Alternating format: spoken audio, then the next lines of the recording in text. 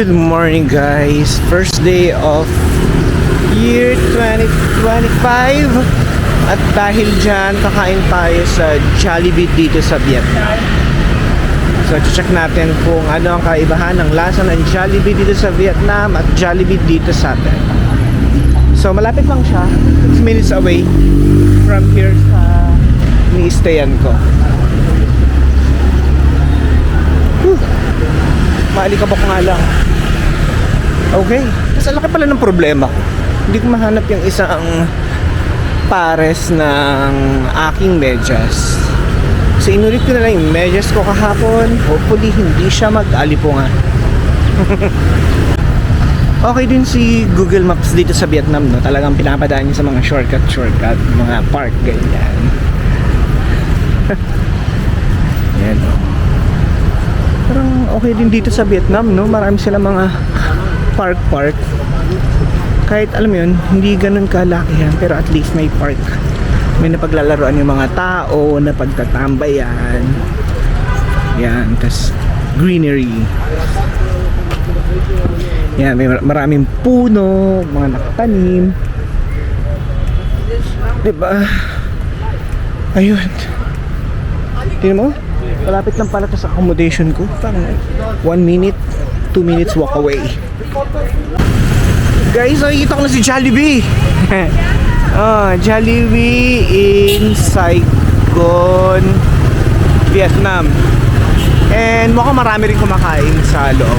I think, ano ba, kung panlasang Vietnam o panlasang Pinoy. So, we'll find it out. So guys, ito yung menu dito sa Jollibee Vietnam. Marami rin kumakain. Pa-feel nila ang Jollibee dito. Guys, so ito yung breakfast ko dito sa Vietnam. Jollibee Vietnam. Ang healthy ng meal nila. Oh, may gulay talaga, hindi mawawala. Tsaka yung soup nila ay ano to, kalabasa ata to, at tsaka may mga parsley or mint. Ayan, syempre hindi mo mawala ang french fries, paborito natin yan. So let's eat. Tikman natin tong soup.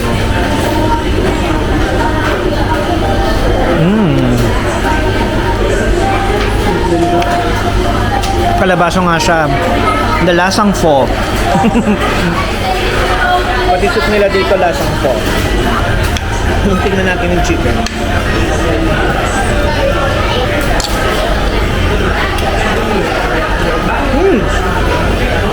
Yung lasa ng chicken dito, yung chicken natin sa Pilipinas, crispy rin siya, tsaka yung alat ng onte, wala nga lang sila ng gravy. So, ibig sabihin, gusto ng mga Vietnamese yung lasa ng chicken natin kasi marami kumakain.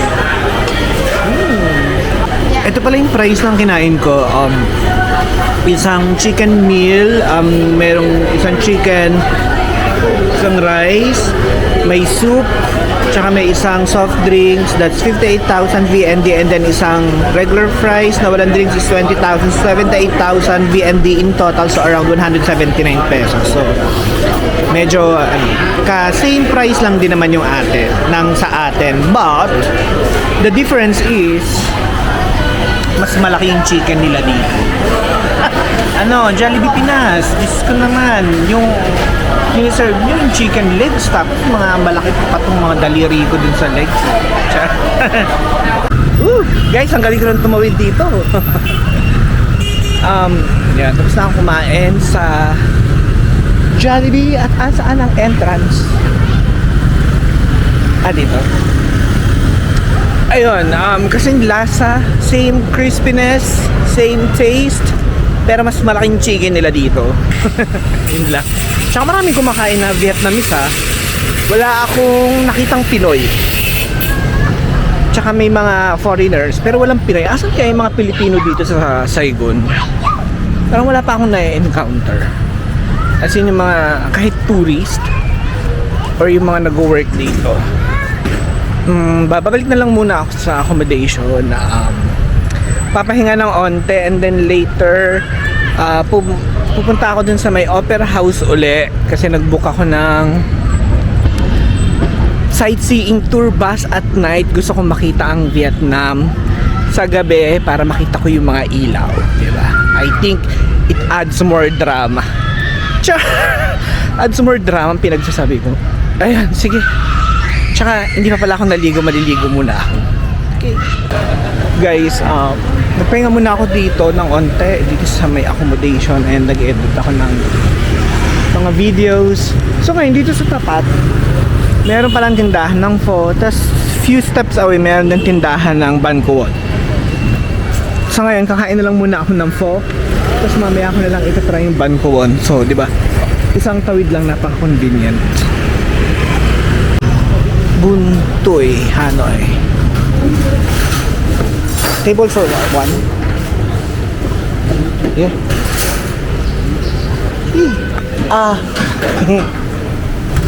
Beef, this one. Beef. Yeah. Thank you. So guys, mas mura dito, 55,000 Vietnamese dong ang beef noodles nila. Ayun yung menu.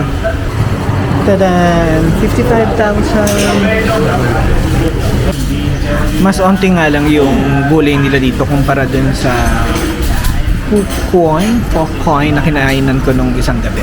Guys, ito na yung order ko, beef pho noodles, at saka umorder ako ng fried stick. Okay, so sisimulan ko na ang paglapa. Sana hindi magalit tong accommodation ko kasi ando lang sila sa tapat. Hindi ako umorder. Pwede na ako mag-content ng pho area, guys.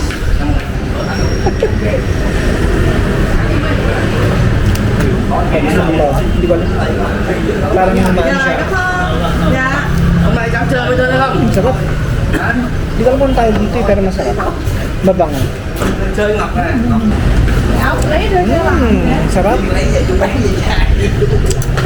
Lagyan ko lang ng konting patis.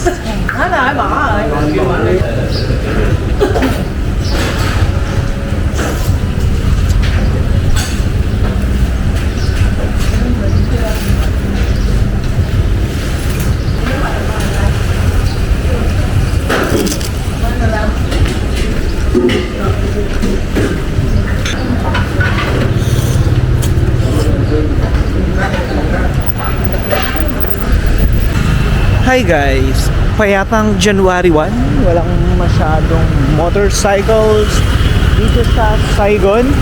Ang gagawin ko ngayon ay maglalakad ako papuntang Opera House ng mabagal lang para hindi ako pawisan ng todo. Dahil nag-book ako ng ticket sa Klook, yung sightseeing bus, at gusto ko yung gabi para makita ko yung lights ng Saigon at saka ng mga tourist attractions sa gabi. Para medyo may drama ng konti. Ganon. Okay. So same lang din yung lalakaran ko. Dito lang uli. Walang pinagbago. Ayun. Pero babagalan ko lang kasi ano pa lang, 4:30 pa lang dito eh. Advance tayo ng 1 hour. Okay. Loob ng Bentan Market. Hanap tayo ng shorts na gray.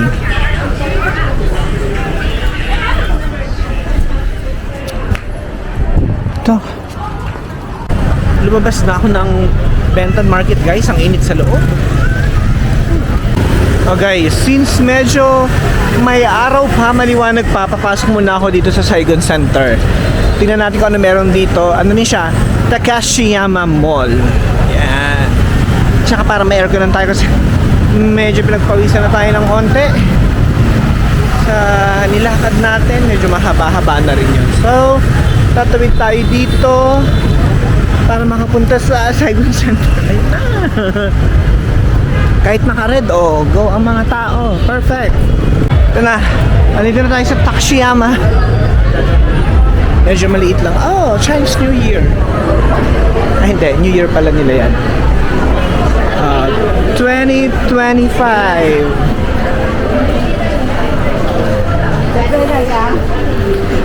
Ayos din yung mall nila dito.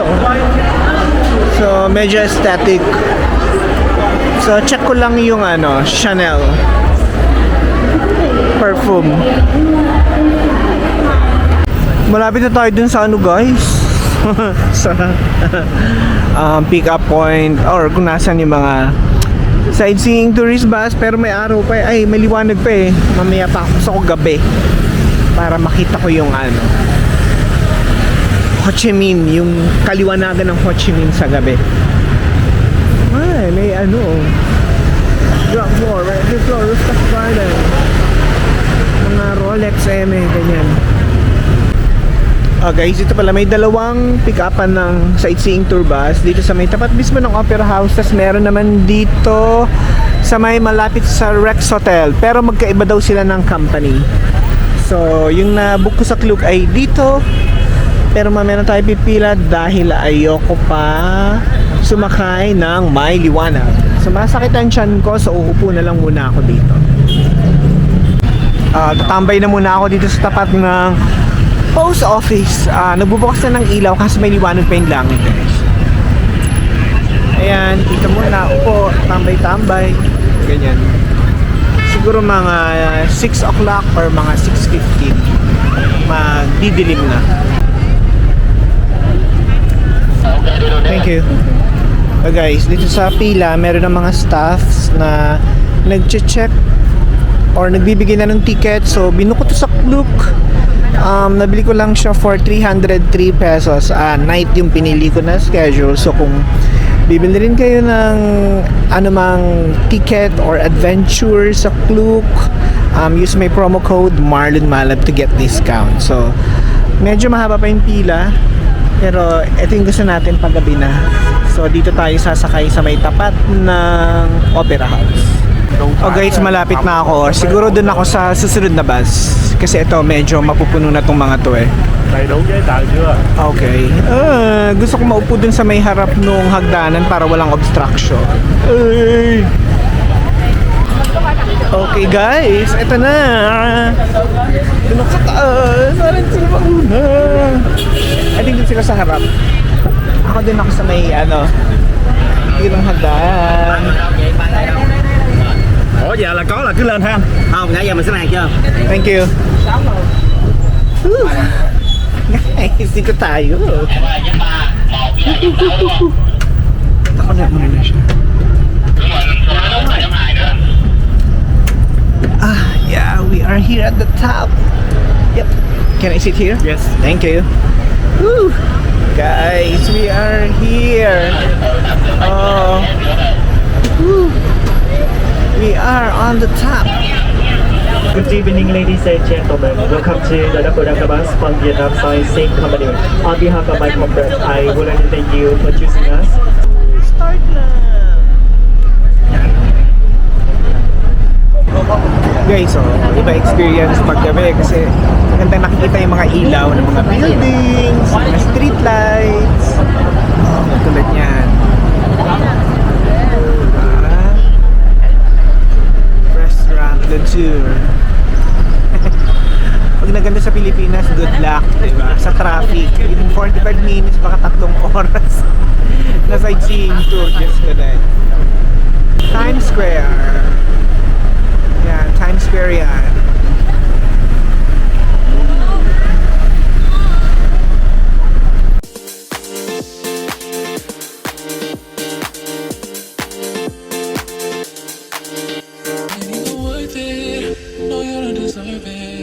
I'm just being honest. You haven't earned it. Ain't even worth it. You don't deserve it. I'm just being honest. You haven't earned this. Ain't even worth it.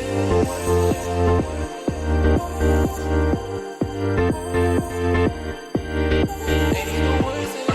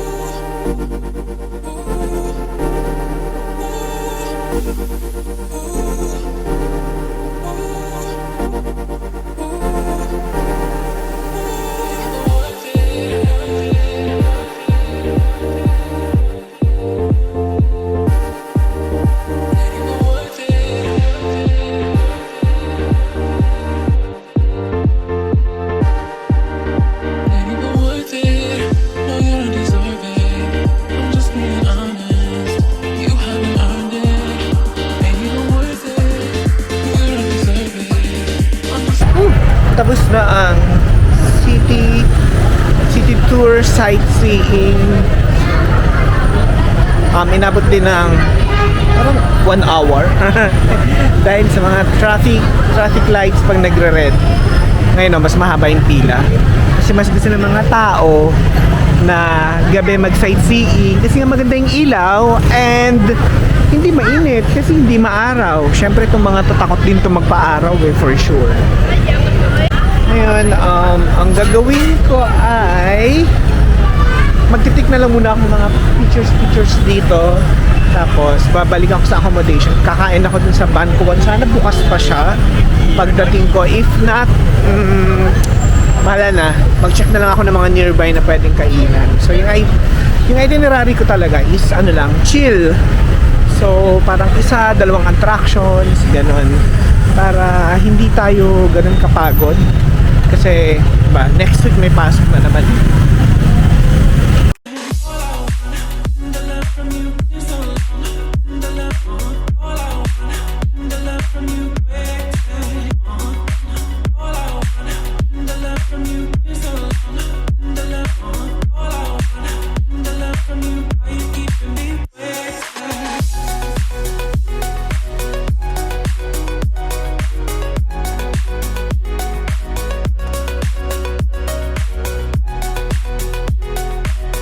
Andito ako sa Rangdong Food and Drinks. Ayan, dito ako umorder ng milk tea, 32,000 lang.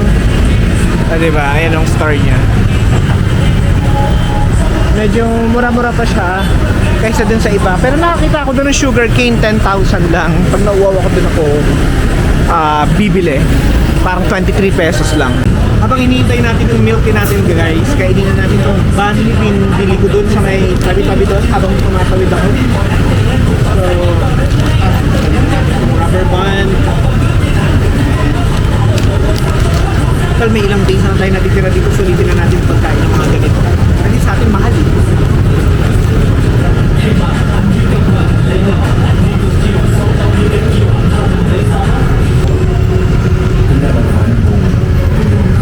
Sarap. This is 25,000 lang.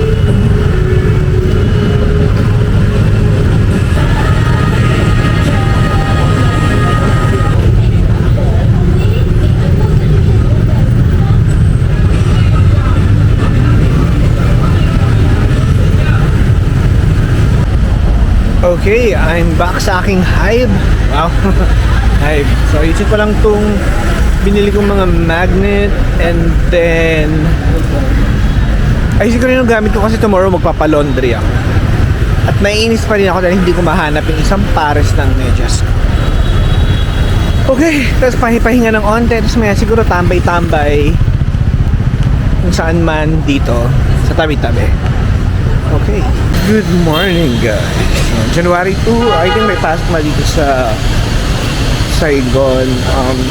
Ako mag-work lang ako ng onte mamaya. Check ng urgent. Ngayon, pupunta ako dun sa tindahan ng Bankuan. Doon ako magbe-breakfast. Dito lang siya actually malapit. So, since I only have 2 more days left, susulitin ko na ang pagkain ng mga Vietnamese food. Ayan, ito siya. Bankuan Back Restaurant. Guys, ito yung price nyo. It starts from 50,000 VND hanggang 100,000. Depende kung ano yung orderin nyo, yung laman ng Bankuan. Okay guys, let's eat. Actually, mukbang lang yung gagawin natin dito sa Ho Chi Minh.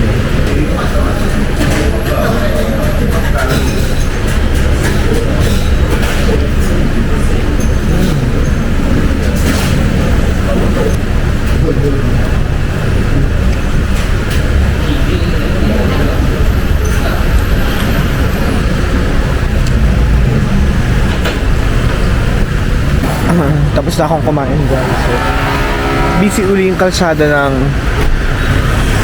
ng Ho Chi Minh. No? Tapos ang dami na nag-check out sa mga hotel. Okay guys, work mode muna tayo ngayon.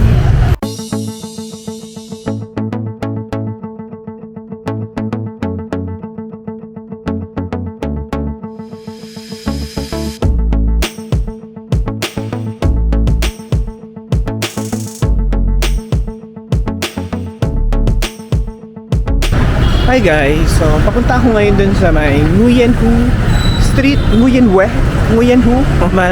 dun sa may mga cafe apartment. So sabi ko ngayon na lang ako pupunta. Iniisip ko kung bukas pa, pero baka kasi umulan at saka wala naman akong gagawin eh. So ngayon ko na siya bisitahin. Okay, so andito na ako dun sa malaking street uli na kapag tinumbok mo Opera House, tapos andun yung Bitexco Tower. So guys, ayun yung Bitexco Tower. So ang laki pala niya. So yun. Ayun, ang laki. Tatawid tayo dito. Ito na naman tayo sa pagtawid challenge, crossing challenge. Sige, okay. Nagagaling sila dito, nagagaling. Okay, bibidyohan natin sila para matakot sila tayong banggain tayo. Guys, I'm right here at Nguyen West Street. At ito yung cafe apartment. So natakpan lang siya ng mga puno-puno. Pero tatawid tayo para medyo mas malapit at para mas kita.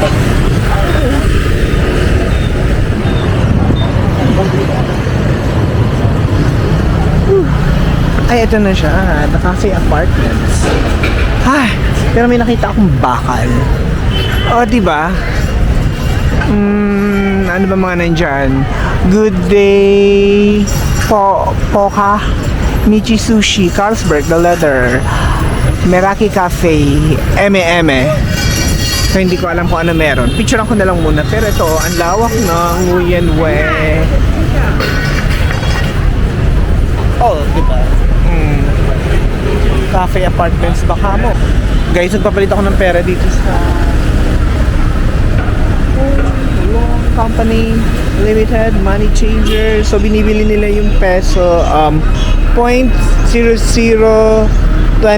So yung 1,000 ko ay pinalitan nila ng 410,000 Vietnamese dong. So kailangan ko na lang naman ng medyo pandagdag kasi paalis na rin ako sa susunod na araw.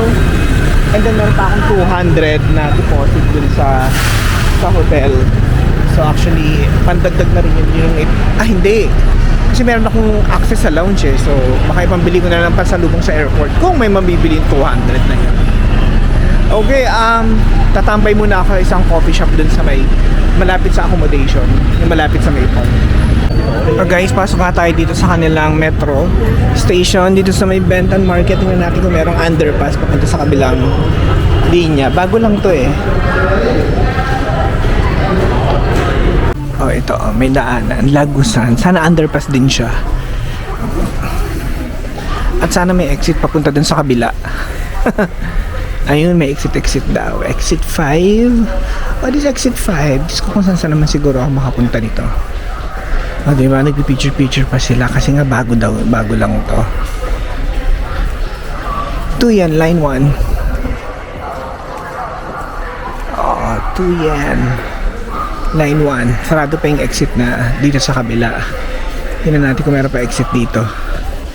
Sana hindi ako napalayo. Bumaba ako. Umanan. At saka dapat kakanan pa ulit tayo. Okay, so marami ring ito pala yung nakaplan. So yung blue, yung pala yung operational. Yung mga naka-gray siguro soon to be open pa siya. Okay. Good job, Vietnam. Gusto, sana yung sa Pilipinas matuloy, no? Diyos ko dahil. Tsaka aircon dito. Ito na mo, may mga tumatambay-tambay. Ayun, tambay sila dyan. Tapos ito yung papagtas sa loob. Ayan, dito ako nag-exit sa mismong Benton Market. So, dito. Iniwasan lang natin yung pagtawid sa pedestrian. That is so scary. RTR. Ayan. Dito tayo. Tatawid tayo dito.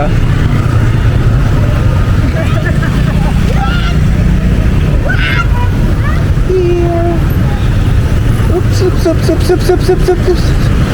Oops, sana hindi nila ako masagasaan.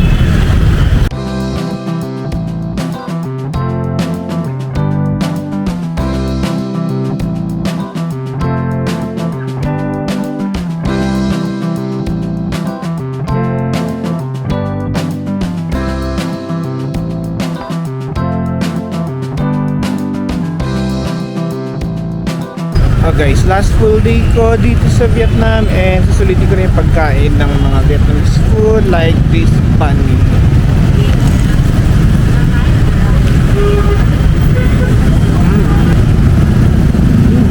Sarap din siya. Guys, last night, but syempre, definitely not the last time dito sa Saigon or Vietnam. So, ano ba gagawin ko? Punta na lang siguro muna ako coffee shop, mag-spend ng night, and then mag-i-empake na rin ako mamaya. Guys, nandito na ako sa Tan Son Nhut International Airport. So, ito yung airport nila. Ayan. Maayos naman. Tsaka parang medyo NAIA 3 feel. So, ayun. Maga ako nag-check out sa hotel. Nag-check out ako sa hotel kahit mamayang gabi pa yung flight. Parang dito na lang ako tatapay. So, I think that wraps up my Vietnam trip. So, hopefully magkaroon pa tayo ng maraming travels this coming 2025. Bye-bye!